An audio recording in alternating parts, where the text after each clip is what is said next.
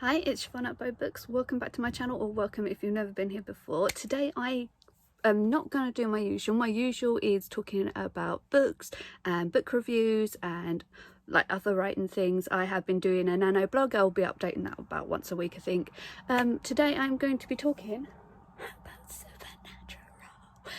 In particular Destiel. So I've got my little Destiel stuff up because yeah, there was an episode on last week. This will be spoilers for season 15 episode 18, so yeah, if you haven't watched already, please skip this over. If you have, if you've watched season 15 episode 19, which is I think the last one, I just watched it, some of this might not seem relevant now. We'll see. So the big controversy is that, okay, I'm going to have to like step right back to the beginning of Castiel's appearance on Supernatural. So since he first appeared, before I even started watching the show, there was talk of Destiel because of the way that Castiel talks about Dean, the way he approaches Dean, the way Dean responds as well. So when I started watching it, it was very evident to me that it existed because, you know, sometimes they do pay attention to what the fans are saying and they kind of introduce it, but because Destiel and Wincest and all that is so divisive, they kind of they don't really go into it and make it canon for a lot of the time. So, you know, Castiel has been in the show for like since season 4, and season 15 episode 18 was his swan song. So like there's over a decade of a wealth of information of Dean and Castiel and different stages of their relationship, but throughout it all, you know, I see it so strongly. But then again, like I said, I started watching through season 9, I think. So yeah, for me it was evident, but it was only evident because so many other people had said that it was a thing. So yeah, season 15 episode 18, Castiel and Dean were stuck together in a dungeon. They literally had death knocking on the door. Sorry, my window's just like put a load of prism up on my wall, and it's really pretty and it's distracting as hell.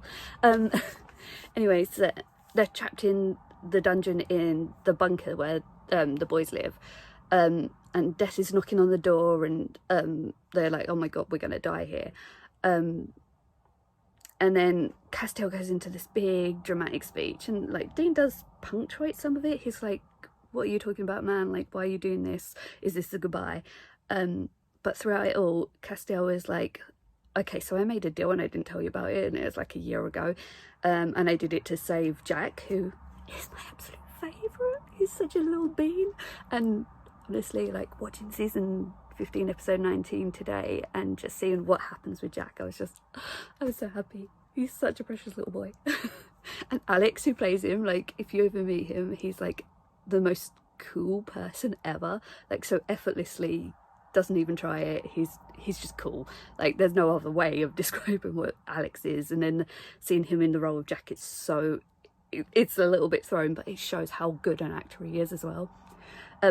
Total aside there, a little bit of a Jack fangirl moment. Actually, I'm going to keep on the aside. I managed to get a 4-minute Zoom call with him on his birthday. Like, Creation did it. I think it was like $99 or something. So it converted to like 78 quid.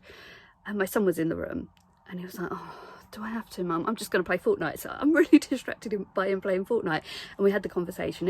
It went really well. And then like afterwards, and I went, you weren't that bad at fangirling. I was like, I can be chill. Yeah. Anyway, Jack aside, Alex aside. So, you know, Castiel's like, oh, I did this deal to save him. I didn't tell you about it before, but I think it can help us. But this deal, it means that I can't be happy. If I'm ever happy, I'm going to be taken, and that's going to be it. And I think you can see Dean's reaction. Like, Dean doesn't really react, but like I've rewatched it a few times because I think most Destiel fans have rewatched it. Like, we need to see this and analyze it again. Yeah, and Dean's facial expressions, they kind of match how I think he would think, and like it seems very true to the character. and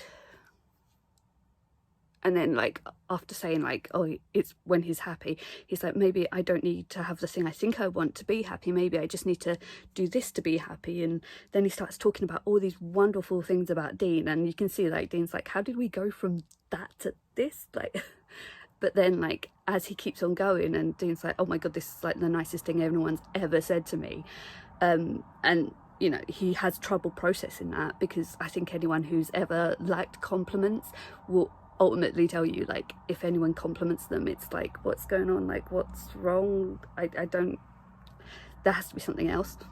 Yeah, he's trying to deal with all the compliments and stuff, and then like Castiel says, you know, you've changed me, you've made me consider more the way you think and the way you feel and the way you're motivated, and you know, I've tried to take that on, and you've changed so much about me, and I love you.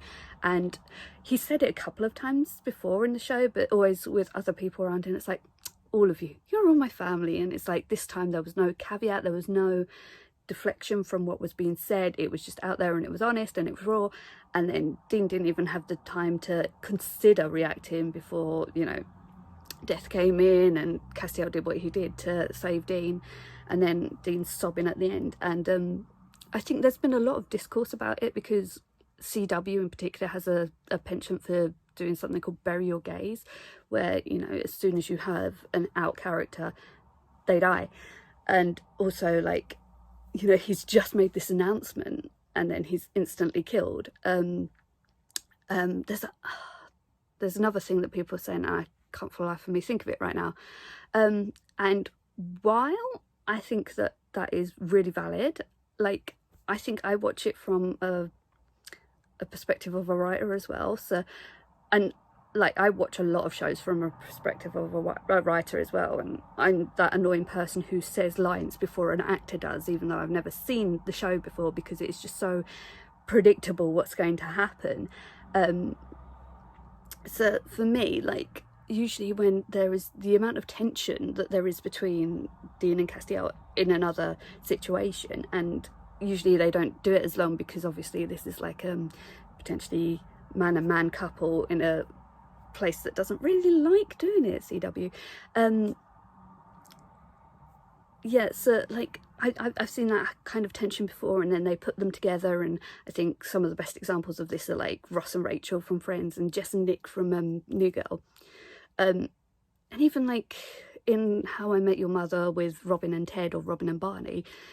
You know, there's that build up, and then they put them together, and then it's almost like writers go, I don't know how to write a relationship, so then they ultimately break up. And I think that would have been more of a disservice to the way that Dean and Castiel were. I mean, they had their fallouts anyway, but you could tell ultimately they were still strong together. So for me, like, it being at the end that we hear this, it kind of played out better for me, because it was always that long simmer, which is always the bit that audience react to better anyway.